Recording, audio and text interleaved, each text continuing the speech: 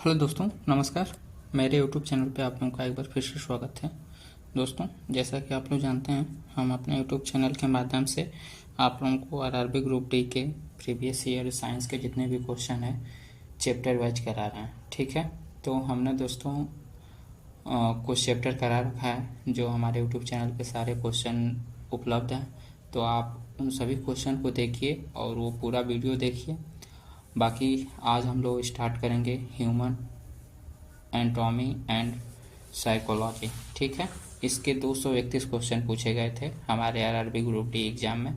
तो आइए आज हम लोग इन सभी क्वेश्चन को देखते हैं। सभी क्वेश्चन को तो नहीं ख़त्म कर पाएंगे, कोशिश करेंगे कि मे भी 100 क्वेश्चन तक कर सकें, ताकि बहुत सारे क्वेश्चन हैं जल्द से जल्द ख़त्म करना है। ठीक है, आप लोगों का एग्ज़ाम यानी हम लोगों का एग्ज़ाम कभी भी हो सकता है। तो आइए सेशन स्टार्ट करते हैं। अगर वीडियो सही प्रॉपर ढंग से दिख रहा है तो कमेंट कीजिए। अगर कोई दिक्कत होता है तो आप लोग कमेंट करके पूछ सकते हैं। बाकी मेरा टेलीग्राम चैनल है रेलवे अनूप, उससे जुड़ जाइए। मैं अपने सारे वीडियो के डिस्क्रिप्शन बॉक्स में लिंक दे दूँगा, आप लोग उससे जुड़िए और आप लोगों को ये PDF वहाँ पर मिल जाएगा। ठीक है, तो आइए हम लोग सेशन को स्टार्ट करते हैं। हमारा 393 नंबर क्वेश्चन से स्टार्ट हो रहा है। बाकी ये सभी क्वेश्चन हम अपने पिछले चैप्टर में करा रखे हैं। ठीक है, आइए स्टार्ट करते हैं। बोल रहा है पर्यावरण में ऑक्सीजन की उपलब्धता में कमी सबसे पहले जंतु कोशिकाओं में वायु श्वसन के किस चरण को प्रभावित कर सकती है। तो जितने भी इलेक्ट्रॉन अभिगमन श्रृंखला होते हैं उनमें ऑक्सीजन की उपलब्धता की सबसे पहले कमी महसूस होती है जंतुओं को। ठीक है, अगला क्वेश्चन देखते हैं। बोल रहा है मस्तिष्क का कौन सा भाग स्वैच्छिक मांसपेशियों के संचलन को सीधे नियंत्रित करता है। तो जितने भी एसोसिएशन से क्षेत्र होते हैं वो मांसपेशी क्षेत्र को सबसे पहले नियंत्रित करते हैं। ठीक है, अगला क्वेश्चन है मानव मादाओं में निषेचन के विफल की स्थिति में डिंबवाहिनी में अंडे की दीर्घायु अवधि कितनी होती है। तो 1 से 2 दिन होती है। जो भी अंडे होते हैं 1 से 2 दिन तक जीवित रह सकते हैं, उसके बाद ऑटोमेटिक डेड हो जाते हैं, मर जाते हैं। अगला क्वेश्चन है निम्नलिखित में से किस प्रकार की मानव पेशी उचित रूप से अभिरंजित होने पर बारी बारी से हल्के और गहरे बैंड प्रदर्शित करती हैं। तो जितने भी कंकालीय पेशियाँ होती हैं ये बारी बारी से अपना उचित रूप अभिरंजित करती हैं और बारी बारी से हल्के गहरे बैंड प्रदर्शित करती हैं। ठीक है, कंकालीय पेशियाँ। अगला क्वेश्चन देखते हैं। बोल रहा है दिए गए कथन ए और कारण आर को पढ़ें और सबसे उपयुक्त विकल्प का चयन करें। बोल रहा है कि महिलाओं में यौन की शुरुआत पुरुषों की तुलना में पहले होती है, लेकिन दोनों 18 से 20 वर्ष की आयु तक अपनी अंतिम ऊंचाई तक पहुंच जाते हैं। सही बात है। अगला क्वेश्चन देख रहे हैं। यद्यपि पुरुषों में यौन देर से शुरू होता है, लेकिन उनकी वृद्धि महिलाओं की तुलना में अधिक तीव्र होती है। ये भी सही बात है।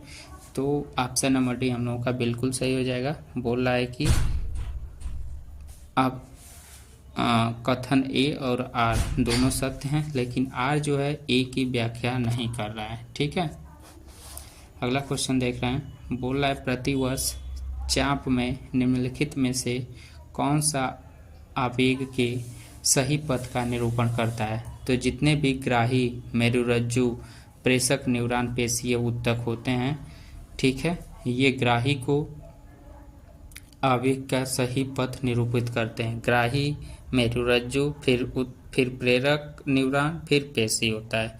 ठीक है, पहले ग्राही होता है, फिर मेरुरज्जु होता है, फिर प्रेषक न्यूरॉन होता है, फिर पेशी होता है। ठीक है, तो ये इनका सही पथ है। अगला क्वेश्चन देखते हैं। अगला क्वेश्चन है। बोल रहा है कि फुसफुस के अंदर वायु और रुधिर के बीच गैसों का तीव्र आदान प्रदान होता है। इस प्रक्रिया में किस प्रकार का उपकला उत्तक सहायक होता है। तो जितने भी क्यूबाइल्ड उपकला उत्तक होते हैं, कौन से क्यूबाइल्ड उपकला उत्तक, ये नहीं होते हैं। पश्चामी स्तंभ उपकला उत्तक ये भी नहीं होते हैं, लेकिन सिंपल स्क्वैमस इपिथेलियम एक स्तरीय सल्कीय उपकला उत्तक जितने होते हैं ये क्या होते हैं, सहायक होते हैं। ठीक है, अगला क्वेश्चन देखते हैं। बोल रहा है चिकनी पेशियों के संबंध में कौन सा कथन सही है। तो चिकनी पेशियों के संदर्भ में इनमें कथन सही नहीं है। तो चिकनी पेशियों में देखिए सही क्या है उसको पहले देख लेते हैं। ये अनैच्छिक गतियों को नियंत्रित करती हैं। जितनी भी चिकनी पेशियां होती हैं ये एक केंद्रीय होती हैं। ये तुर्क आकृति को की कोशिकाएं होती हैं, लेकिन इनमें धारियां नहीं होती हैं। ठीक है, इनमें क्या होती हैं, धारियां नहीं होती हैं। ऑप्शन नंबर बी बिल्कुल सही हो जाएगा। अगला क्वेश्चन देखते हैं। बोल रहा है कि जंतुओं में संयोजी ऊतक में वसा कोशिकीय लोब्यूल्स में व्यवस्थित होते हैं। लोब्यूल्स में व्यवस्थित होते हैं को किसके विभाजन के द्वारा पृथक करते हैं। तो जितने भी कोलेजन और स्टालिन तंतु होते हैं इसी के द्वारा उन्हें विभाजित किया जाता है। अगला क्वेश्चन है यदि एक समान मानव आंख की असमंजन शक्ति अधिकतम है तो सिलियरी मांसपेशी के लिए निम्नलिखित में से कौन सा कथन सही है। तो जितने भी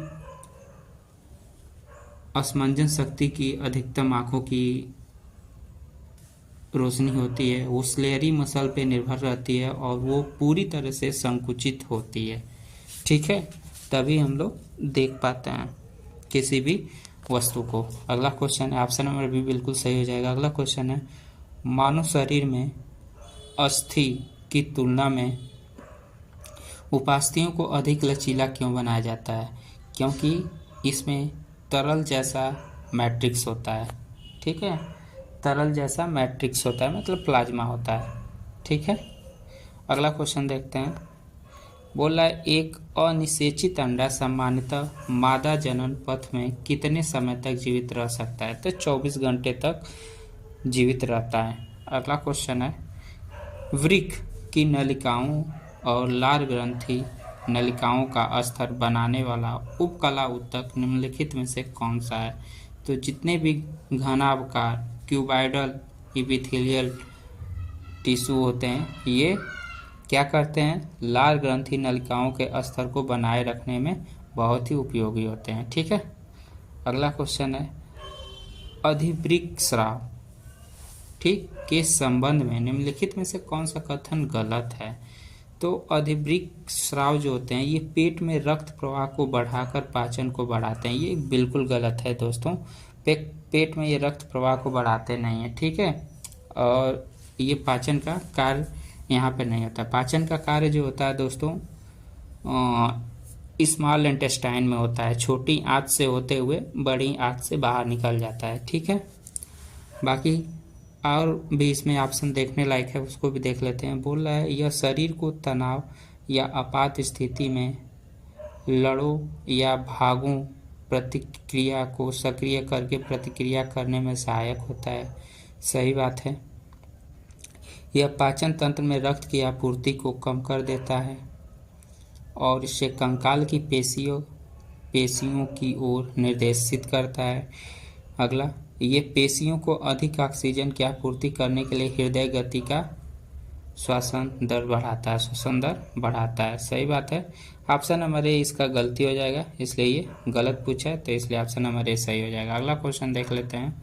अगला क्वेश्चन है वह प्रक्रिया जिसके द्वारा विकासशील भ्रूण गर्भाशय के स्तर से जुड़ा होता है उसे क्या कहते हैं।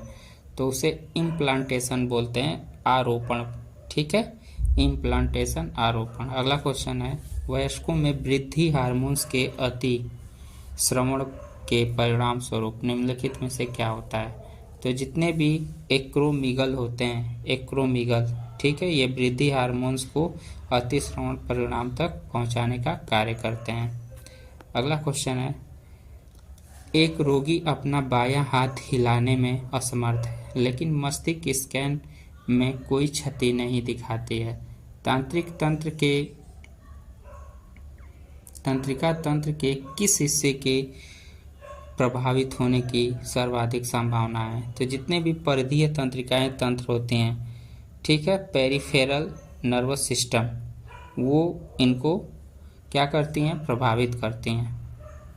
ठीक है, अगला क्वेश्चन देख लेते हैं। बोल रहा है निम्नलिखित जंतु ऊतकों को उनकी सही विशेषताओं से सुमेलित कीजिए।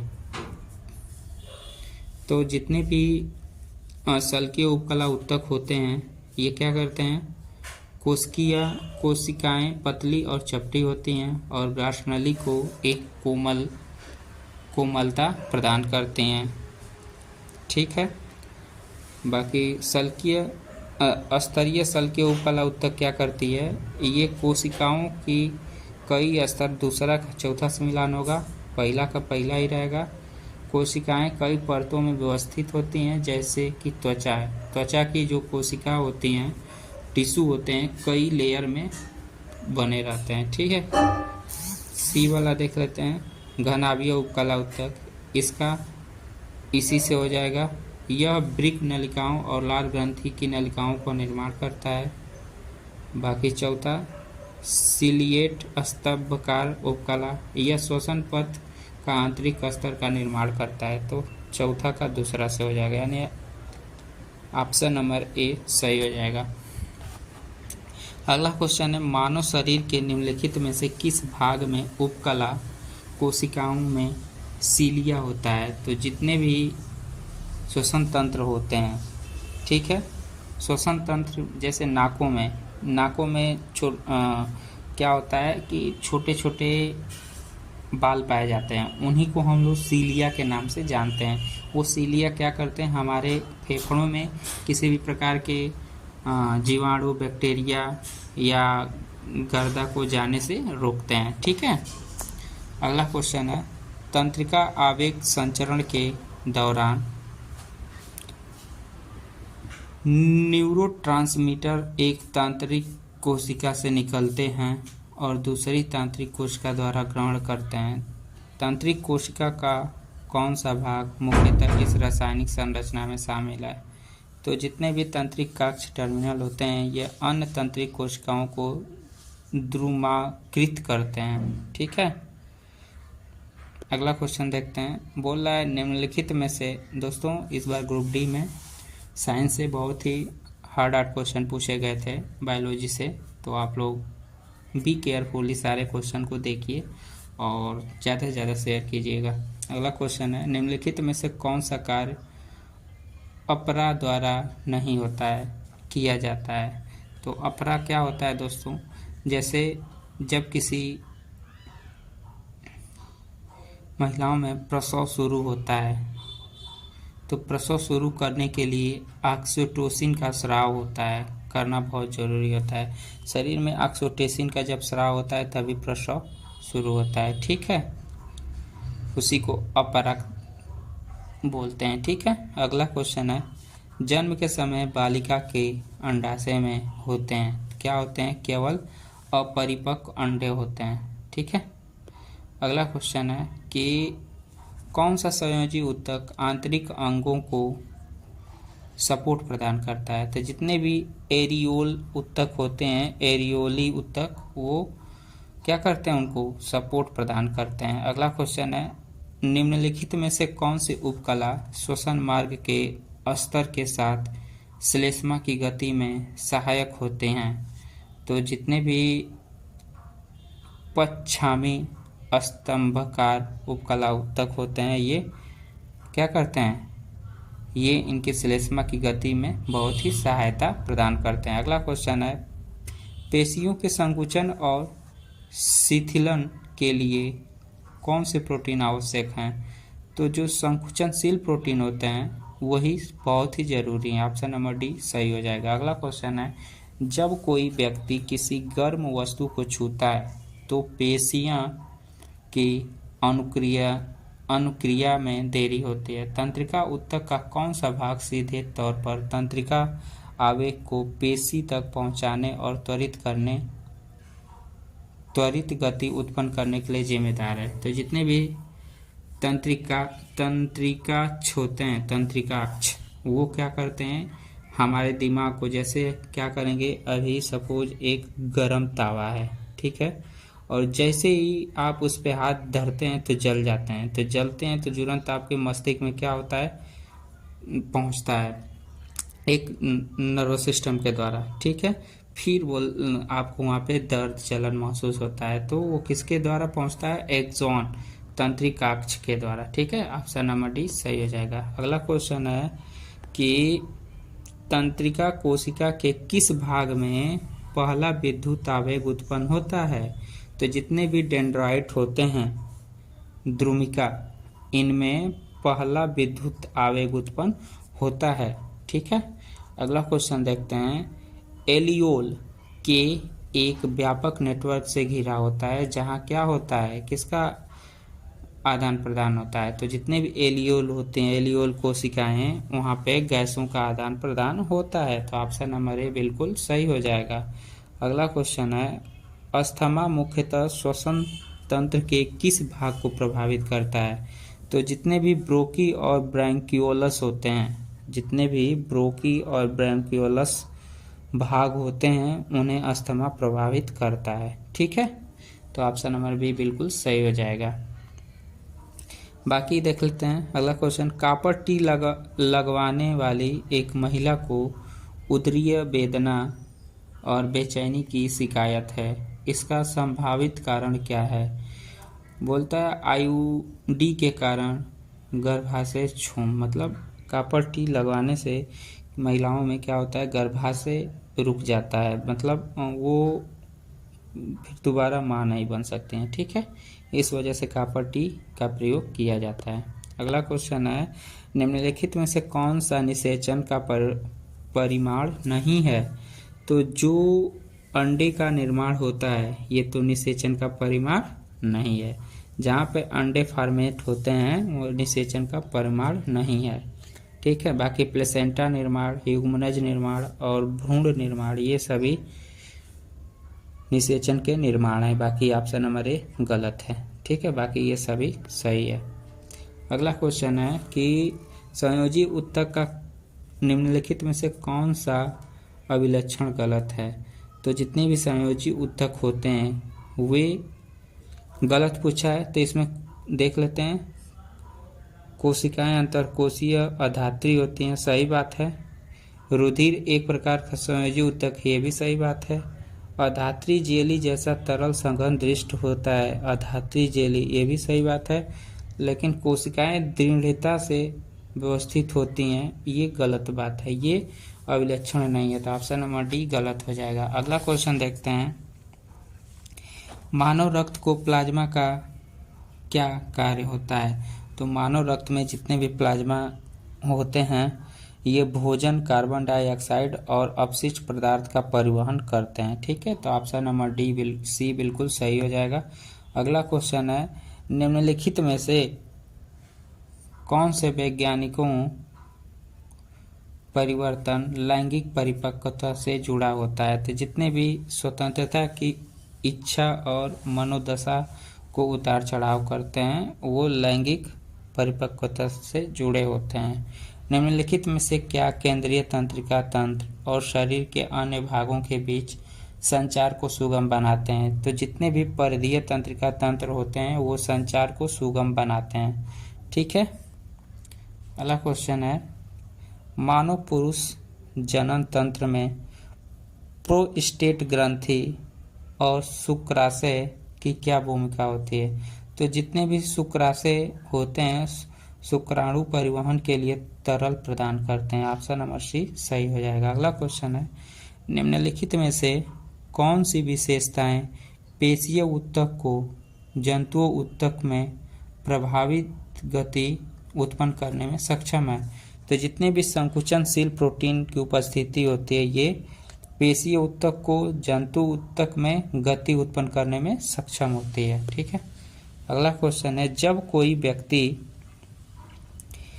पास की किसी वस्तु को देखता है तो सिलियरी मसल क्या होती हैं? सिकुड़ती हैं और लेंस मोटा हो जाता है। ठीक है, पास की वस्तु को देखने पे क्या होती है? सिलियरी पेशियां सिकुड़ती हैं, और दूर की वस्तु को देखने पे सिलियरी जो पेशियां होती हैं वो शिथिल होती हैं। ठीक है, बाकी जो लेंस का मोटाई होता है वो पतला होता है। ठीक है, दूर की वस्तु को देखने के लिए, और पास के देखने के लिए सिकुड़ती हैं और लेंस क्या हो जाता है? मोटा हो जाता है। समझ में आया? सपोज बता रहे हैं, पास की वस्तु देखेंगे तो ये जो लेंस है मोटा होगा पास की वस्तु के लिए, और दूर की वस्तु के लिए ये लेंस पतला होगा। ठीक है, तो आइए अगला क्वेश्चन देखते हैं। निम्नलिखित में से कौन सा विकल्प मांसपेशी गति के लिए उत्तरदायी घटनाओं के अनुक्रम का सही वर्णन करता है? तो जितने भी तंत्रिका आवेग होते हैं वो मांसपेशी प्रोटीन अनुक्रिया और मांसपेशी संकुचन के लिए उत्तरदायी घटना का प्रक्रम करते हैं। ठीक है, अगला क्वेश्चन है, एक न्यूरॉन दूसरे न्यूरॉन से किसके माध्यम से तंत्रिका आवेग प्राप्त करता है? तो डेंड्राइट के माध्यम से तंत्रिका आवेग करता है। ठीक है, डेंड्राइट जैसे कोशिकाओं को ऐसे भाग में तोड़ते हैं, उन्हीं को डेंड्राइट कहते हैं, इन्हीं भाग को। ठीक है, अगला क्वेश्चन देख लेते हैं। न्यूरॉन का कौन सा भाग तंत्रिका आवेग को कोशिका काय से दूर ले जाता है? तो जितने भी एक्सोन होते हैं, ठीक है, वो AXON, ठीक है, वो तंत्रिका न्यूरॉन को तंत्रिका आवेग से दूर ले जाने का काम करते हैं। अगला क्वेश्चन है, रेखित पेशियों के संदर्भ में निम्नलिखित में से कौन सा कथन गलत है? तो इसका ऑप्शन नंबर ए बिल्कुल सही हो जाएगा। जितने भी प्रत्येक रेखीय पेशीय तंतु में एकल केंद्रक होते हैं। ठीक है, प्रत्येक रेखीय पेशी तंतु में एकल उत्तक होते हैं। अगला क्वेश्चन है, वृक्क नलिकाओं के स्तर में किस प्रकार का उपकला उत्तक पाया जाता है? तो दोस्तों इसका राइट आंसर हो जाएगा ऑप्शन नंबर ए, घनाभकार उपकला उत्तक होता है। वृक्क नलिकाओं के स्तर में घनाभ उपकला उत्तक होता है, क्यूबाइडल इपिथेलियल टिश्यू पाया जाता है। अगला क्वेश्चन देख लेते हैं। निम्नलिखित में से किस प्रक्रिया में पोषण नाल से आवेशित पदार्थों का विभिन्न अंगों तक परिवहन होता है, जहां उनका उपयोग जटिल पदार्थ के निर्माण हेतु किया जाता है? तो जो स्वांगीकरण होते हैं जितने भी, वो जटिल पदार्थ को निर्माण करने में सहायक होते हैं स्वांगीकरण के द्वारा। ठीक है, अगला क्वेश्चन देख लेते हैं। अगला क्वेश्चन है कि निम्नलिखित में से शरीर के अंगों को उनमें पाए जाने वाले एपिथेलियम ऊतक के प्रकार के साथ सुमेलित कीजिए। ठीक, तो देख लेते हैं।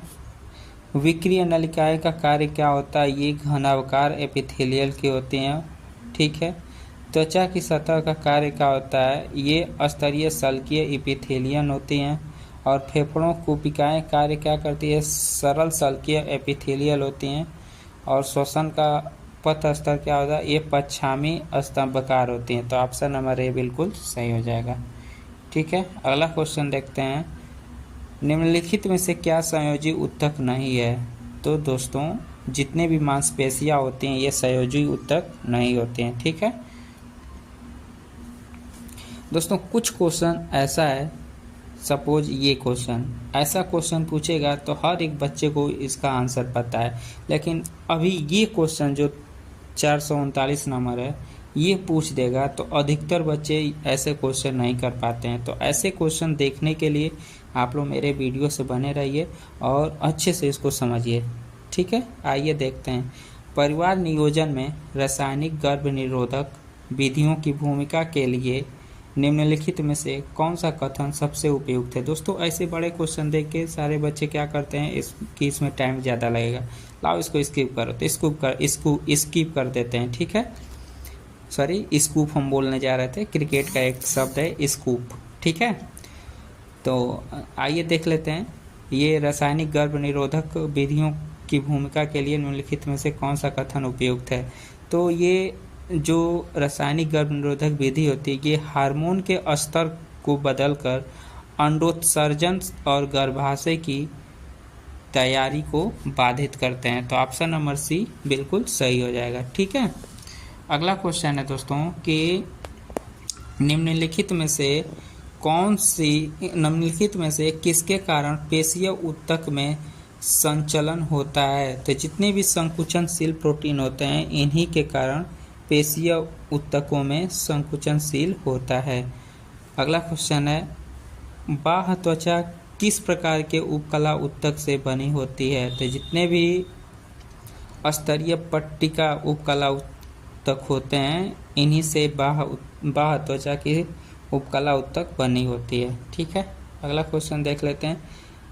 सामान्य परिस्थितियों में मानव महिला शरीर से निषेचन के बाद भ्रूण को कहाँ आरोपित करता है? तो गर्भाशय स्तर में, यूटेरस लेनिन में। ठीक है, अगला क्वेश्चन है कि निम्नलिखित में से कौन सा तंत्रिका प्रकार को उसकी उत्पत्ति से सर्वोत्तम रूप से युग्मित करता है? तो कौन सा होगा? ऑप्शन नंबर ए बिल्कुल सही हो जाएगा। जितनी भी कपाल तंत्रिकाएं होती हैं ये मस्तिष्क से जुड़ी होती हैं। ठीक है, अगला क्वेश्चन है, रक्त का कौन सा घटक मुख्य रूप से भोजन, कार्बन डाइऑक्साइड और न्यूट्रॉन युक्त अपशिष्टों के परिवहन के लिए उत्तरदायी होते हैं?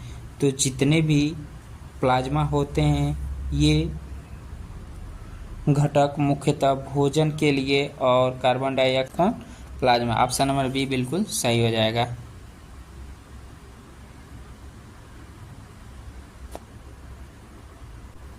अगला क्वेश्चन देखते हैं दोस्तों, थोड़ा सा स्लाइड इधर उधर हो गया था।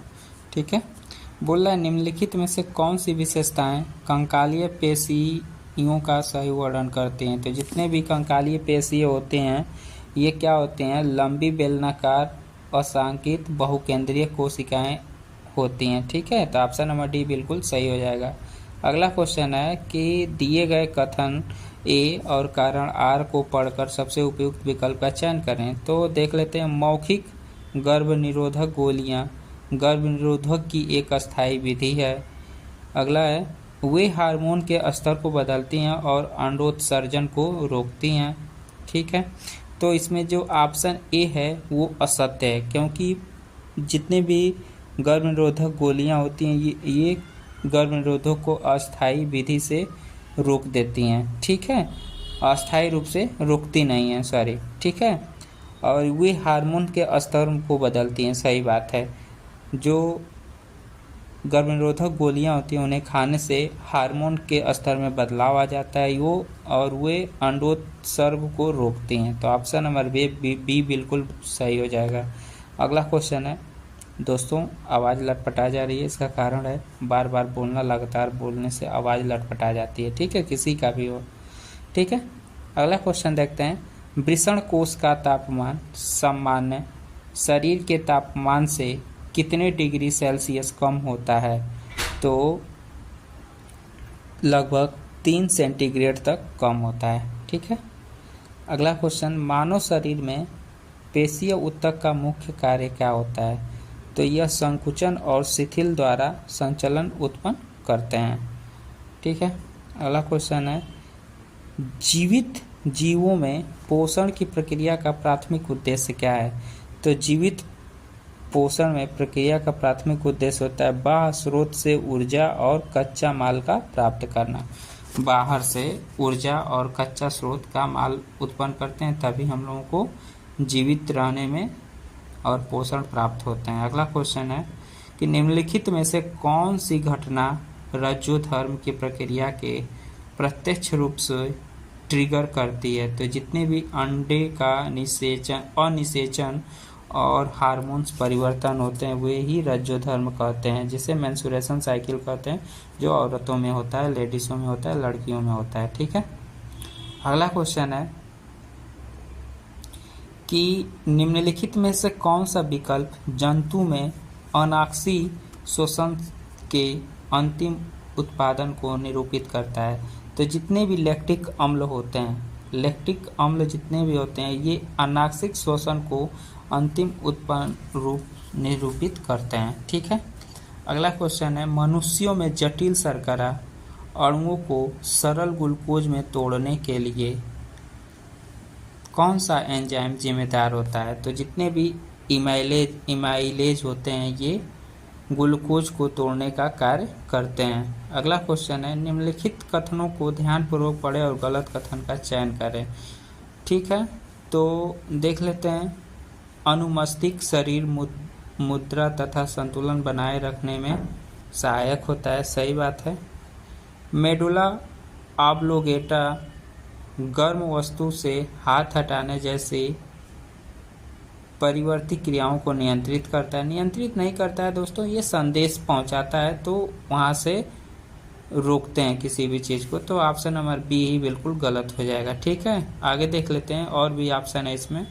मेरुरज्जु मस्तिष्क और शरीर के शेष हिस्सों के बीच एक रिले के रूप में कार्य करती है, सही बात है। और परिवर्तित क्रियाओं को नियंत्रित करती है, ये भी सही बात है।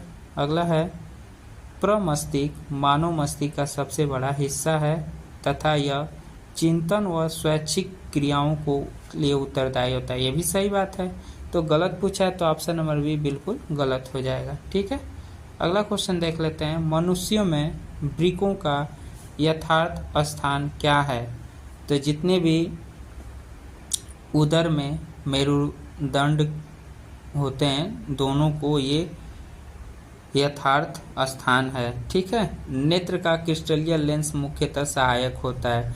तो नेत्र का क्रिस्टलीय रूप मुख्यतः फोकस दूरी और सूक्ष्म नियोजन प्रदान करने में सहायक होता है। अगला क्वेश्चन है, मानव लार में पाए जाने वाले लार एंजाइम सलाइवरी इमाइलेज का कार्य क्या होता है? तो ये स्टार्च को सामान्यतः शर्करा में परिवर्तित कर देते हैं। ठीक है, अगला क्वेश्चन है कि अंडे के निर्माण के दौरान अंडाशय और गर्भाशय में होने वाले नियमित परिवर्तन को क्या कहा जाता है? तो आरत्व चक्र बोलते हैं। क्या बोलते हैं? आरत्व चक्र बोलते हैं।